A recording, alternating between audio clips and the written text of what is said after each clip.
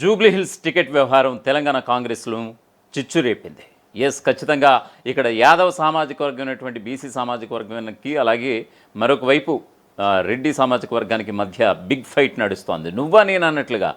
ఖచ్చితంగా ఇక్కడ యాదవులు ఎక్కువ ఉంటారు, ఖచ్చితంగా మాకే ఇవ్వాలని ఒకవైపు, మరోవైపు ముఖ్యమంత్రి వర్గంలో ఉన్నటువంటి కొంతమంది, మరోవైపు ఫినాన్షియల్గా బాగున్నటువంటి రెడ్డి సామాజిక వర్గం అనేటువంటి కొంతమంది నేతలు, కాంగ్రెస్ నేతలు బలంగా ఈ యొక్క సీట్ నాకు కావాలని కూడా కుమ్ములాట్లు అయితే మొదలైపోయినట్లుగా తెలుస్తోంది.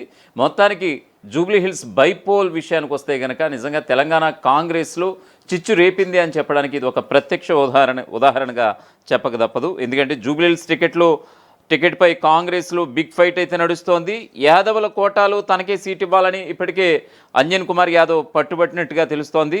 ఇక రేసులో నేనున్నానంటున్నటువంటి సిఎన్ రెడ్డి, అలాగే మాజీ ఎంపీ రంజిత్ రెడ్డి, కాంగ్రెస్ పార్టీలో బీసీ వర్సెస్ రెడ్డిగా కొత్త చర్చ, క్యాబినెట్లో యాదవులకు పదవి దక్కలేదంటున్న అంజన్, పీసీసీ వర్కింగ్ ప్రెసిడెంట్గా ఉన్నటువంటి అంజన్ కుమార్, ఇప్పటికే అంజన్ కుమారుడు అనిల్కు రాజ్యసభ పదవి, ఒకే కుటుంబానికి అన్ని పదవులు ఎలాగంటూ కూడా పార్టీలో జోరుగా చర్చ, నియోజకవర్గం మొత్తం ఫ్లెక్సీలు కటౌట్స్తో ఇప్పటికే హంగామా జరుగుతోంది.